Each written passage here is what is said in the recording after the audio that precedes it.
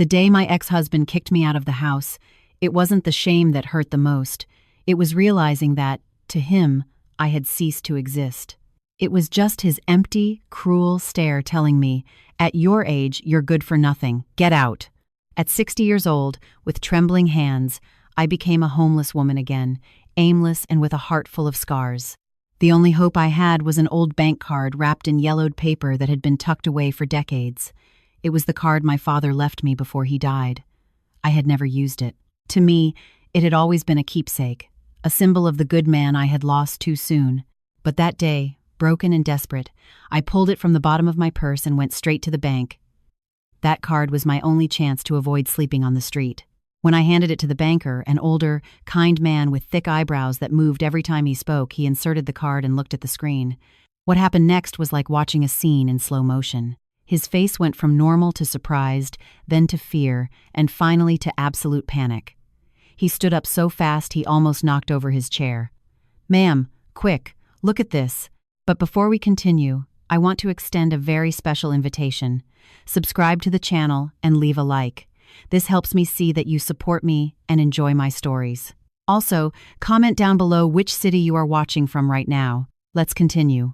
The banker turned the monitor toward me. My reflection appeared first, with my dark circles and messy hair, but then my eyes widened like never before. The account held an absurd amount of money. I'm not talking about a few thousand. I'm talking about millions. Yes, millions of dollars. I almost fell backward. This can't be mine," I said, shaking. The banker shook his head. "It has been in your name for 25 years, and it has been frozen. Blocked." Blocked? That word stuck in my mind. Blocked by whom? I asked. He swallowed hard, like someone who knows they are about to say something forbidden. "By your ex-husband." My world stopped. My ex-husband? But this card is from my father. He died before I even got married. The banker shook his head nervously. "According to the records, someone linked this account to an administrative trust clause. Someone who had access to your personal documents years ago, and according to the system, that someone was your husband." I felt the blood drain from my body. Jason, the man who threw me out on the street like garbage, had blocked the fortune my father had left for me. Why would he do something like that? I whispered, though I already knew the answer. Because for him, I was never supposed to have independence. I was never supposed to have power. I was never supposed to escape his control. The banker continued reviewing the screen. "Is there anything else?" His hands were trembling. "This isn't a normal account. Your father left special instructions, and according to this, you were supposed to receive these funds when you turned 40. My chest ached. At 40, I was drowning in that marriage. My self-esteem was non-existent, and Jason had access to all my documents. "But your father wrote a note," the banker said. "It has restricted access. Do you want to see it?" I nodded. The man typed in some codes, and the screen changed to a scanned document. The title read, "To my daughter, for when she is in danger." My hands shook. It was my father's handwriting, that noble man who always told me, "What you don't understand today will be your strength tomorrow." I read the first line. "If you are reading this, it means someone very close to you has betrayed you." I felt a pit in my stomach. The letter continued. "This account isn't just money. It is evidence. It is protection, and it is the key for you to discover something I hid for your safety." My heart was beating so fast I thought I would faint. "What did my father hide?" I whispered without taking my eyes off the screen. The document went on.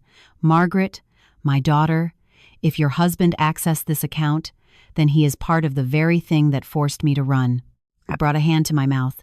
"Run," I repeated. "From what?" But the screen gave me no more answers. The note ended there. The rest was in an attached file, protected by a password that, according to the system, could only be unlocked from another location, a private safety deposit box I never knew existed. The banker looked at me with difficulty. "Your father left a box in your name. It's in the old vault at the Federal Reserve Bank downtown.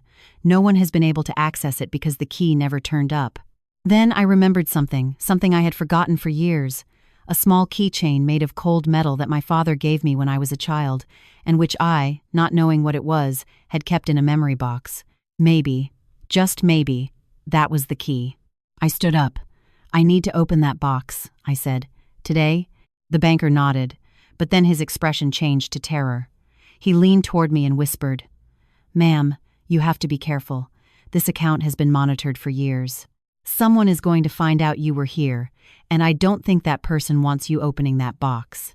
I felt a chill run through my entire body because then I knew Jason hadn't just betrayed me, hadn't just taken my life. He had hidden something my father left to protect me because he was part of the danger. And now that I knew, he was coming for me. I left the bank with my head spinning and my heart pounding so hard I felt it pushing against my ribs. I walked aimlessly for several blocks, unable to process everything I had read. My father hadn't died leaving just memories and an old card. He had left warnings, secrets, evidence. And the most disturbing part, he knew my ex-husband would be a danger to me, even before I understood it myself. I stopped in front of a bus stop, shivering. At 60 years old, after a marriage that drained my self-esteem and made me forget who I was, I still struggled to accept that someone could truly want to harm me. But the fear the banker showed, the blocked account, my father's note, everything pointed to there being much more behind Jason's betrayal. And above all, there was a message I couldn't ignore. Your husband is part of what forced me to run. My father never ran. That was what we had been told, that he died suddenly of heart failure while working in another city. But what if he didn't? What if his death had the same scent of lies as my marriage? While I waited for the bus, a memory suddenly hit me like a whisper lost in time. I was a child, maybe about 8 years old, and my father came home one night with a small, cold metal keychain with a number engraved on it. He told me, "Keep it, but don't use it until you're older. It's just for you." Years later, when I moved in with Jason, I put that keychain in a keepsake box along with old letters and birthday ribbons. Without realizing it, my steps were already heading toward my old house, the one I had just been kicked out of.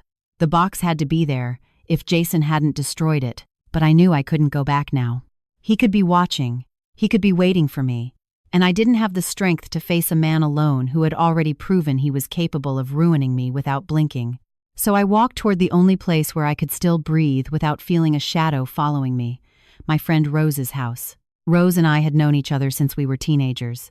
She had witnessed my transformation from a strong young woman to a woman reduced by Jason's subtle and constant control. When I arrived at her door, I knocked gently, but anxiety made me rap my knuckles harder. The door opened, and Rose looked me up and down. "My God, Margaret," she whispered. "What happened to you now?" I entered, unable to hold back the tears. I collapsed on her sofa, shaking, while she covered me with a blanket that smelled of lavender. "Jason," I managed to say. "He blocked my father's inheritance for decades." Rose's eyes opened wide. "What? How?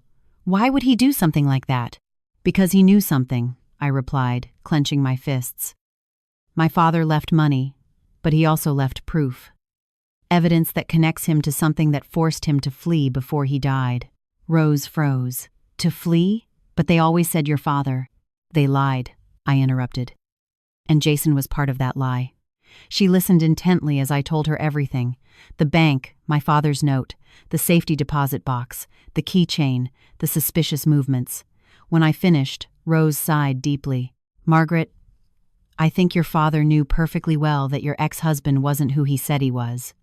And if he left something for you, then that something can destroy someone very big." I shuddered. "Do you think Jason knew I could discover it?" "Of course he did," she replied. "That's why he controlled you. That's why he made you feel useless. That's why he isolated you from everyone. A man doesn't destroy a woman out of simple malice. He does it out of fear." Her sentence pierced me like an obvious truth I hadn't wanted to see. "I need the keepsake box," I whispered. "I need the keychain. It's the only way to open the vault where my father's legacy is." Rose shook her head. "You can't go back alone. We don't know if he's watching you. We don't know if anyone else is involved. Then what do I do?" She stood up with determination. "I'll go." "No!" I exclaimed, grabbing her arm. "I don't want to get you involved in this." "You're already involved," she replied with a firm tone I rarely heard from her. "And if you don't get that back now, maybe you never will. Let me help you." I didn't want to put Rose at risk, but I also knew she was right, and I knew Jason would never suspect she would try to enter my old house. We agreed on a plan. Rose would go for the box while I waited in a nearby coffee shop. Her house was a 5-minute walk from mine, so it shouldn't take too long. When she walked out the door, I felt a knot in my chest, fear, guilt, and a strange sensation that it wasn't just the two of us in this game. In the coffee shop, the warm lights and the murmur of people barely managed to calm me. 10 minutes passed, 15, 20, 30. My phone vibrated. Rose. I found the box. I felt relief wash over me, but immediately came another message. One that made my blood run cold. Margaret, someone was here. And your house, it isn't empty. I froze. Rose, I typed quickly. Are you okay? Who is there? There was no answer. Another 30 eternal seconds, then one more message. Do not come back ever. You are not safe. I will explain later. A tear rolled down my cheek because I understood something terrible. Someone else knew about the box. Someone else knew about the keychain. Someone else knew about my father, and that someone was watching. My heart beat so fast I felt I was going to faint in the middle of that cafe. The phone screen stayed on, showing Rose's last message. Do not come back ever. You are not safe. I will explain later. But she wasn't explaining now. She didn't say where she was. She didn't say who had entered my house. She didn't say if she was okay. And that silence was killing me. I stood up abruptly from the chair, spilling a bit of the coffee I hadn't even tasted. I hesitated between running toward my old house or calling the police, but I remembered something. Jason had contacts. If I called the police and one of those contacts showed up, they could turn the case against me, invent an excuse, make everything look like paranoia. He had done it before. He could do it again. So I stood still for a few seconds trying to think. The people around me went on with their lives, laughter, conversations, clinking plates, and I stood there feeling like the world was collapsing on top of me. When I finally could breathe, I dialed Rose once, twice, 3 times. Nothing. I tried not to lose my mind. I repeated to myself that if something grave had happened, she wouldn't have had time to text me. Her message had been clear. Do not come back ever. And Rose didn't use big words lightly. If she said it, it was because she had seen something we couldn't even imagine. Then, while looking at the street through the cafe window, I saw him. A tall man with a black baseball cap, the same man I had seen loitering near my house before, the same one I had sensed behind me at the bus station. He walked slowly, observing people until his eyes passed over the window and stopped right where I was. I froze. I don't know how long he stood there looking at me. Maybe 3 seconds, maybe 10, but it was enough to feel he had marked me. Then he kept walking as if nothing happened, but I knew that was no coincidence. He was following me. I felt a desperate impulse. I had to leave. Now. I slung my purse over my shoulder and left the cafe quickly, hiding my face as much as I could. I walked among the people, changed sidewalks twice, and entered a clothing store just to exit through another door. I wanted to lose him, distance him, confuse him. Finally, after several streets, I stopped in front of an empty park. I didn't see him. There was no sign of him, but that didn't mean he wasn't there. I sighed heavily, trying to regain my calm. Then my phone vibrated. It wasn't Rose. It was an unknown number. I answered cautiously. Hello? A male voice, raspy but calm, said, Mrs. Margaret, don't be scared. My name is Henry. I was a friend of your father. I felt my stomach flip. Of my father? How did you get my number? Not for the reasons you think, he replied quickly. Your father left me instructions in case something like this ever happened. I have been waiting for your call for years. I sat on the park bench, unable to stay standing. What is happening? I asked, trembling. Who are these people? Why are they following me? Henry sighed on the other end of the line as if he were carrying a huge weight. Because your father discovered something too big, he said. Too dangerous. And because your husband worked directly with those who wanted to silence him. I covered my mouth. No, I whispered. He never told me anything. Never. Because you weren't supposed to know, Henry continued. And because you were the only person who could hinder their plans. That is why they controlled you. That is why they isolated you. That is why they watch you. Now I felt tears running down my cheeks without being able to stop them. My friend Rose went into my house, I said. I don't know where she is. She isn't answering. There was a tense silence. Then we must act faster than I thought, Henry replied. Listen to me well, ma'am. There is a place you must go right now. The only place where your father left information without them knowing." "Where?" I asked desperately. "Old Man Lenny's warehouse, on South Avenue. Your father worked there before everything started. It was his refuge, his hiding place, and he left something there for you." My mind tried to process everything, but it was impossible. I felt like I was living in a strange, dark dream. "What is there?" I whispered. Henry answered bluntly. "The true reasons why your father had to run, the evidence connecting your husband to the fall of your family." My breath hitched. "My husband." "Yes," he confirmed. "Your father trusted you, not him, and he knew that one day you would be the only one capable of finishing what he started." My world wobbled. Everything fit. The surveillance, the blocked account, the lie about the sudden death, Jason's control, everything. Suddenly I heard a question that froze me. "Ma'am, does he know that you tried to access the account?" I brought a hand to my heart. Yes. Yes, he knew. My ex-husband always smelled the truth before I understood it myself. Henry seemed to understand my silence. "Do not go back to your house and do not go back to that bank. Go straight to the warehouse. Now, your father trusted you. Don't leave him alone again." The call ended. I stood still with the phone still glued to my ear, trying to catch my breath. I was alone, hunted, deceived, and one step away from discovering a secret that had remained buried for decades. I stood up, wiped my tears, and took the first step toward the warehouse. Because if my father had trusted me, then I would finish what he couldn't. Old Man Lenny's warehouse was on the other side of the city. In an industrial zone where the streets were narrow, the old streetlights flickered, and businesses closed early because, as they said, the night brought more shadows than one could count. While getting off the bus, I felt a shiver go through me. I didn't know if it was fear or the sensation of walking in my father's footprints, following his steps like I never could when he was alive. The facade of the warehouse was just as I remembered it from my childhood. Rusty, silent, with a crooked sign that said, "Lenny's Storage, Est. 1964. I knocked on the metal door with my knuckles, waiting for someone to answer. The chipped paint scratched my skin. No answer. I knocked again, harder, nothing. Then a rasping voice resonated behind me. "No need to knock, girl." I spun around, startled. There was Old Man Lenny, older than when I had seen him as a child, but with that same astute look full of stories he never fully told. He was hunched over, his hands stained with oil from old machines, but there was a strength in his voice that commanded respect. "Are you Margaret?" he asked, looking at me without blinking. "Yes," I replied. "How?" "Your father told me that one day you would come," he interrupted, "but I thought that day would never arrive."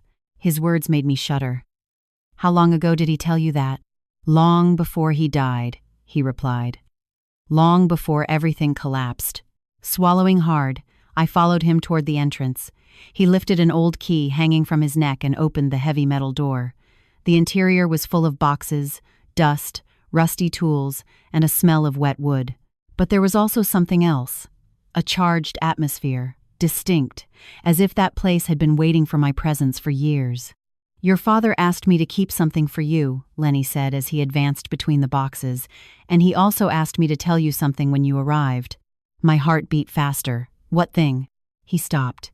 He looked at me with those old eyes that seemed to read my soul and said, "When the day comes, tell her not to trust anyone, especially the one who sleeps beside her." A chill ran down my arms. My father had seen everything coming. He had seen Jason for what he was, a danger hidden behind an engagement ring and a perfect speech. Lenny crouched down, moved 2 heavy boxes, and revealed a hidden compartment in the floor. He pulled out a metal box, bigger than I expected. It was heavy. Very heavy. "Open it," he said with a grave voice. My fingers trembled as I lifted the lid. Inside were several yellow envelopes, a thick notebook, and a videotape with my father's name handwritten on it. My heart skipped a beat. I took one of the envelopes. It had my name. I opened it slowly. It was a letter written in my father's firm, clear handwriting. "Margaret, if you are reading this, it means that the person you loved most was the same one who destroyed you." The words hit me like a punch in the stomach. I kept reading. "Jason never chose you for love. He chose you because he needed access to something I was protecting, and he knew the only way to get there was you." My hands started to sweat. "What? What did he need?" I asked, looking at Lenny. He sighed heavily. "Your father was one of the whistleblowers on a multi-million-dollar embezzlement scheme involving politicians, bankers, and businessmen. He had proof that could take them down, but when he tried to expose them, they hunted him. Jason worked for one of them. He was sent to get close to you, to watch you, to prevent your father from using the inheritance." I felt the air leaving me. "No," I whispered. "Jason, everything was a lie?" "Everything," Lenny replied with sadness. "Your marriage, his love, his protection, it was part of the plan." The letter continued. "I warned you many times that you didn't trust yourself, that your light was greater than your fears, but they knew it too. That is why they extinguished you." I lowered the letter. I couldn't breathe. The floor beneath my feet seemed to disappear. Lenny continued, "Your father recorded something before he died. It is on that tape, but you must know something before watching it." "What is it?" I asked with a thread of a voice. "That tape explains who betrayed him inside his own circle. It explains how they located him. It explains why he died far from home, and it also explains why you are in danger now." My chest tightened. I didn't know if I had the strength to hear that, but I had to. "I need to see it," I whispered.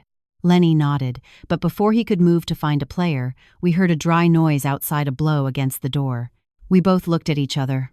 Another blow. Harder. Lenny frowned. "No one was supposed to know you came." My heart started to race faster. Another blow and a deep voice. "Open up, police." But the tone wasn't police. My blood froze. Lenny pushed me gently behind some boxes. "Hide." "Now." I obeyed, trembling.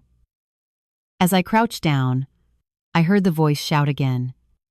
"We know she is in there, and we know she has what doesn't belong to her." My eyes opened wide. That voice, I recognized it. It was the man in the black cap. Lenny gritted his teeth. "They arrived ahead of time," he murmured. "Way ahead."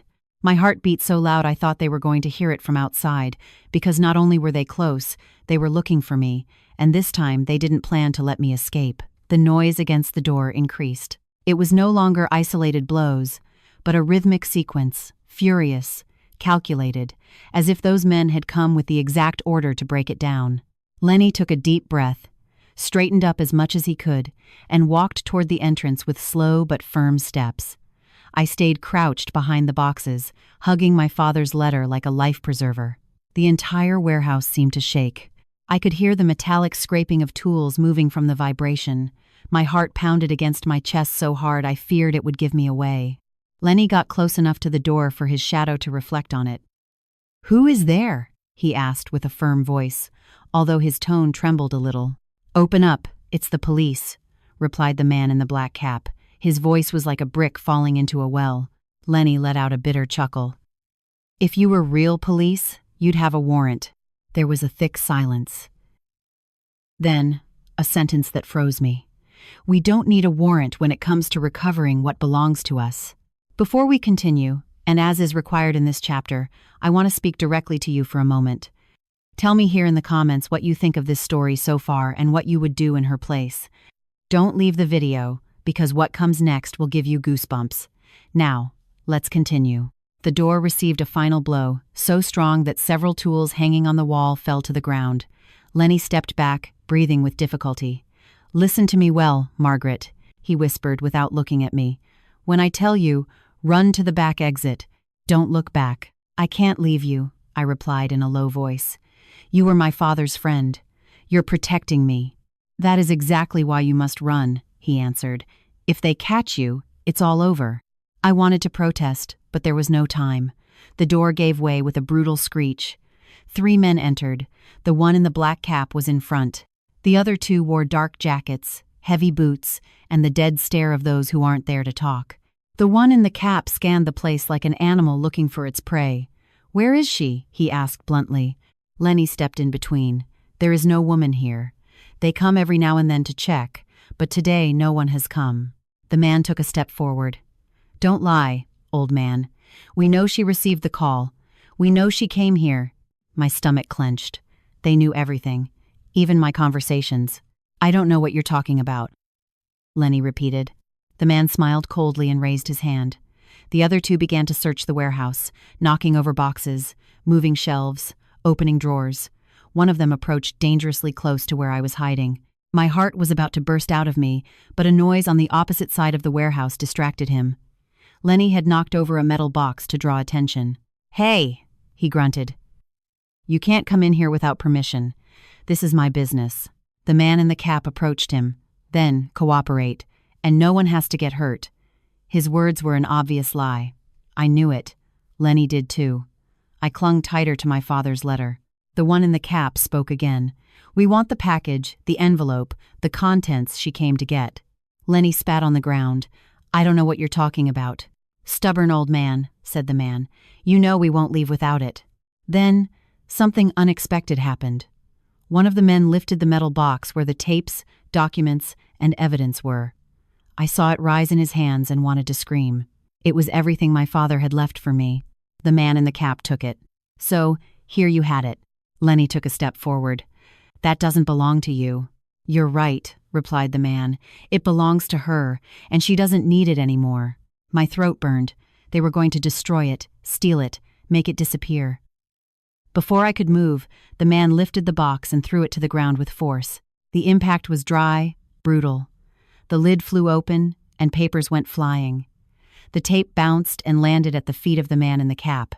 Lenny shouted, "Stop! That is evidence!" The man leaned down, took the tape in his hand, and said, "Evidence? Of nothing, because after today, this disappears." He looked at the other two. "Burn it." "No," I whispered. "Yes," he replied, "and then you come with us." I didn't think. I didn't reason. I just acted. I stood up and ran forward. "No!" I screamed. The three men turned toward me. Lenny shouted my name, but it was too late. The one in the cap looked at me with dark satisfaction. "Ah, there you are." I stood paralyzed. I couldn't move a muscle. It was as if my feet were nailed to the floor. The man held up the tape. "So this is what you want so much, huh?" he mocked. "What a pity. This could ruin a lot of people." He looked at the other two. "Burn it." Lenny took a step forward. "You're not taking her." The man in the cap frowned. "Do you want to die today, old man?" Then, in a move I would never have expected, Lenny threw the metal box toward me. It hit the ground, bounced, and something rolled toward my feet. The key.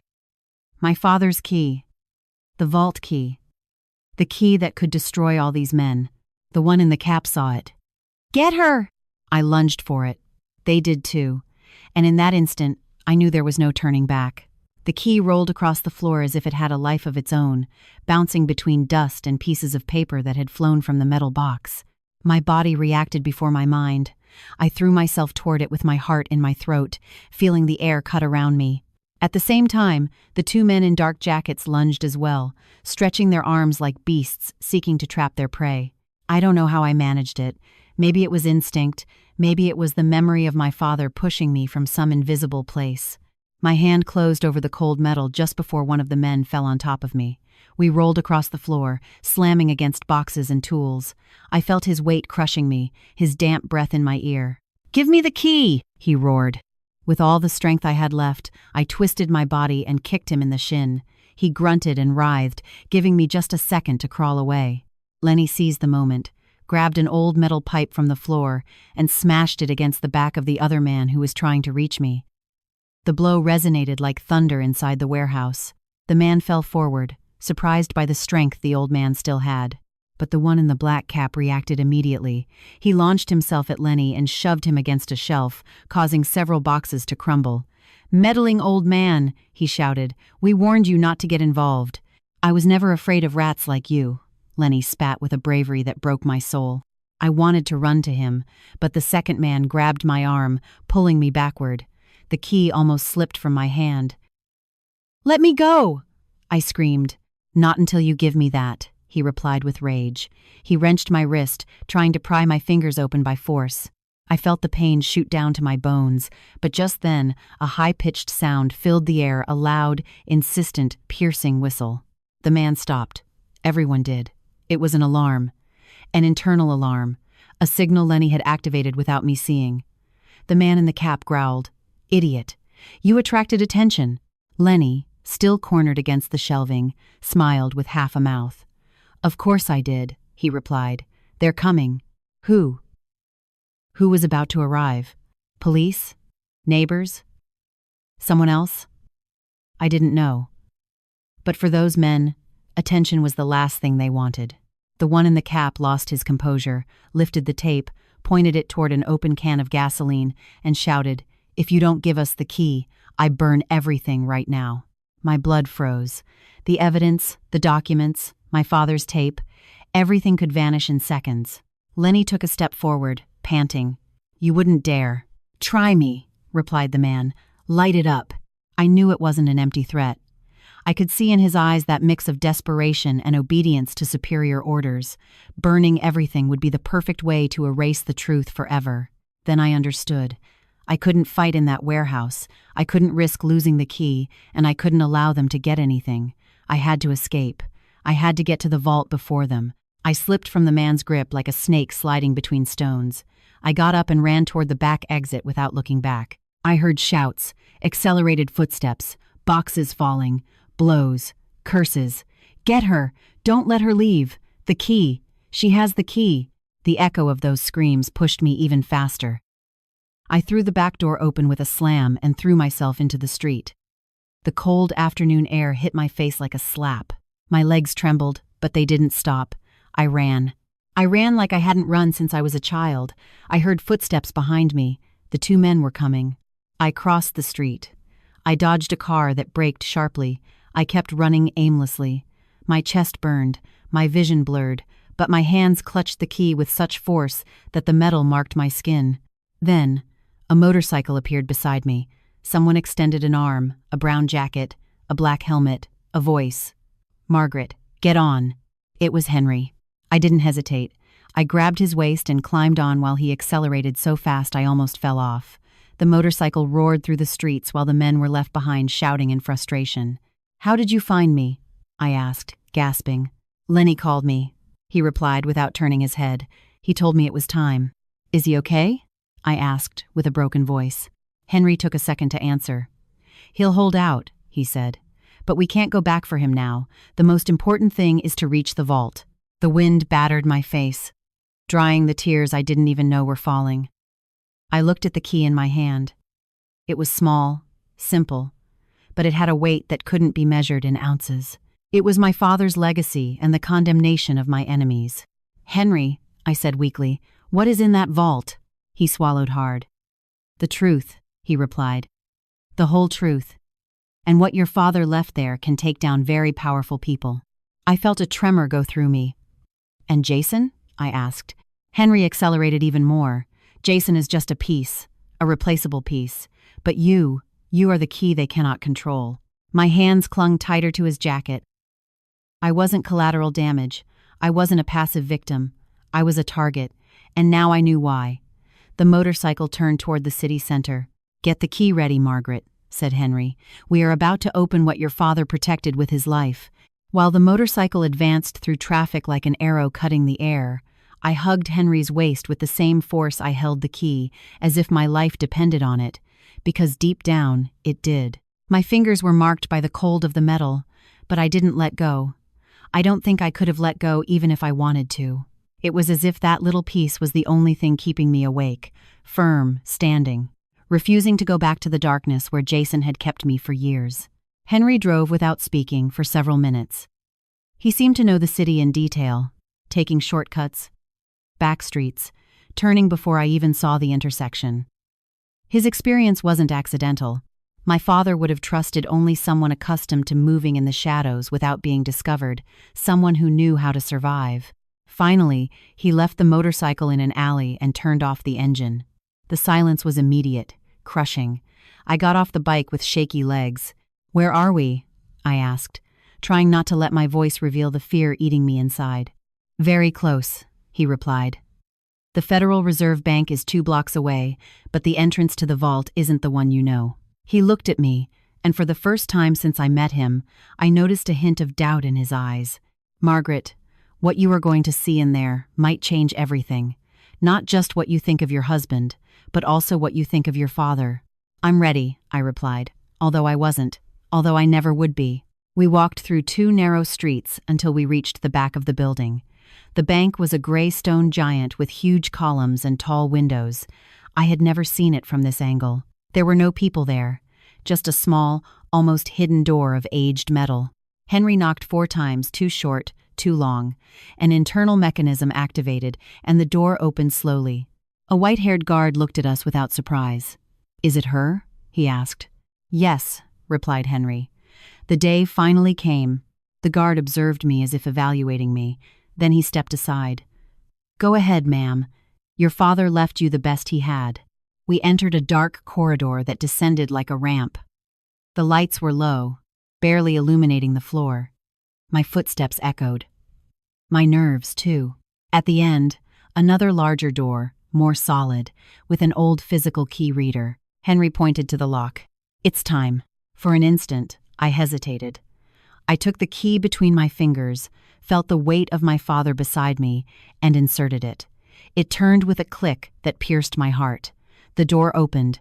Inside was a small room, barely lit, a metal table, a chair, a smaller safe that was open, and on the table, 3 things: a thick notebook, a sealed envelope, and a black folder with my father's name. My breathing stopped. Henry stayed back, respecting my space. I walked toward the table. I took the notebook first. It was my father's handwriting. I would recognize those strokes anywhere. I opened it. The first pages were dates, money movements, strange names, international accounts, pages and pages of notes I didn't fully understand. But then, halfway through the notebook, an underlined sentence made me tremble. "If something happens to me, do not believe it was natural." I swallowed hard. I turned the page. They watch me, they follow me, they listen to me, but I am not afraid. If I don't speak now, my daughter will. My chest burned. Jason is not who he says he is. He infiltrated my life to get to her. Do not trust. The air became dense. More detailed notes followed. I didn't manage to stop them, but I left proof in the hands of the one who should have it. If Margaret reads this, it is because the danger has already begun. My eyes filled with tears. "My dad," I whispered barely, feeling an immense void under my ribs. Henry took a step. "He knew everything would fall on you." I turned the page again. There was a name circled in red, Richard Sterling. Upon seeing that name, Henry took a deep breath. "That man," he said, "that man is the center of everything. Your ex-husband worked for him since before he met you." My stomach contracted. "Jason worked for him, before even meeting me?" Henry nodded. "Your father spent years gathering evidence against Sterling. He moved illegal money with politicians, bankers, and businessmen. When they discovered your father had enough information to take them down, they sent someone to watch him and infiltrate his life. And that infiltrator was Jason." I whispered, feeling nausea. "Yes," replied Henry. "Your father discovered that connection. He wrote it all down here." I brought my hands to my face. My marriage had been a lie. My entire life had been manipulated. I was just a means to get to the inheritance, to the evidence, to the silence. I turned to the next page. There was a paragraph written with runny ink, as if written in a hurry. "They are following me. Today they were outside the factory. If something happens to me, tell the truth. Jason is part of the network. Do not trust him. Do not trust anyone who comes to help. Only Henry." I felt a bitter lump in my throat. The handwriting became shaky on the last pages. "If I manage to get to the bank tomorrow, I will leave the last file in the vault. If not, Margaret, my daughter, forgive me for everything I didn't tell you." I closed the notebook with force. Tears fell uncontrollably. "He didn't run," I said with rage. "He didn't run. They killed him." "Yes," replied Henry softly, "and he couldn't tell you so as not to put you in danger." I grabbed the black folder. Inside were photographs, clandestine meetings, documents signed by Sterling, transfers, recordings printed on paper. There was also a photo of Jason next to Sterling. Years before meeting me, my heart broke into pieces. Henry, he knew everything. He knew everything from the beginning. "Margaret," he said with the softest voice I had heard from him, "Jason didn't fall in love with you by chance. He chose you. He studied you. He watched you. He knew only your father would give you access to the inheritance. He knew he needed to control you. He knew that sooner or later the truth would come out. I staggered, but then Henry said something that made my legs fail. And there is something else. I turned toward him, feeling fear. What else? He extended his hand toward the sealed envelope on the table. This is the last thing your father left for you. He left it sealed with clear instructions to open it only when you arrived here. I took the envelope. My fingers trembled. I opened it. Inside was a single sheet with a short paragraph. A paragraph that destroyed my memories, my marriage, my past, and the version of my life I had believed for decades. Margaret. Jason didn't just work for them. He handed over information that allowed them to locate me. He knew what would happen. He sacrificed me to save himself. I felt the world collapse beneath my feet. A buzz filled my ears. My hands shook so much I almost dropped the paper. No, I whispered. No, it can't be. Henry lowered his gaze. Your father died because of Jason. And now they are coming for you because they think you have what he left incomplete. I couldn't support myself. I fell to my knees. I cried like I hadn't cried in years, as if my soul had split in two. My father died because of my husband. My husband chose me to destroy my father. My complete life had been a trap. Henry knelt in front of me. Margaret, don't fall apart now. This is the moment to stand up. But I could only repeat, he killed him. He killed my dad. He killed him. Henry squeezed my shoulders. And you are going to destroy him along with all of them. What your father started, you are going to finish. And you won't be alone. I promise you. I took a deep breath, wiped my face. I felt a new fire born inside me. It wasn't fear. It wasn't sadness. It was fury. I stood up, took the notebook, took the folder, took the tape, and said, we are going to bring them all down. And Jason will be the first to fall. Henry nodded. But before we could move toward the exit, a sound froze my blood, a gunshot outside, very close. Henry pushed me back. They found us, whispered Henry. Margaret, get ready. This isn't over yet. The shot resonated like thunder inside the vault. The echo bounced off the metal walls, multiplying until it felt like an invisible army striking from all angles. My body reacted before my mind. I covered my head with both hands and leaned toward the floor. Henry, on the other hand, moved with precision. He pulled out a small gun he had hidden under his jacket and placed himself in front of me, protecting me. Don't move, he whispered. I felt the blood rushing through my veins with a frantic rhythm. My hands were so cold I could no longer distinguish if it was fear or determination, pushing me to stay standing. The only thing I knew was that they had arrived, and that shot hadn't been a warning. It had been a signal. The metal door of the vault shook violently. Someone was kicking it from the other side. Each blow made the floor vibrate. Henry aimed at the entrance with steady breathing, as if he had been born for moments like this. Margaret, listen, he said without taking his eyes off the door. When they come in, you run to the back. Don't engage them. Don't try to reason. Run. I'm not going to leave you, I whispered. It's not an option, he replied, with a firmness that pierced me. Your father entrusted this to you, not me. If you fall, everything is lost. I am replaceable. You are not. My throat closed up. The door flew open. 2 men burst in first, armed. Behind them, a third, the man in the black cap. His shadow entered before him, as if his presence contaminated the air. His eyes locked on me immediately. He smiled. So here you were. Henry raised his weapon. One more step and I shoot. The man in the cap raised both hands, feigning amusement. Please, you know this isn't about you, second-rate hero. We just want what belongs to us. His gaze slid toward the black folder I was holding against my chest. That, instinctively, I squeezed it tighter. This doesn't belong to you, I replied with a trembling but firm voice. My father died protecting it. The man in the cap smiled like a satisfied predator. And you will die for revealing what it contains.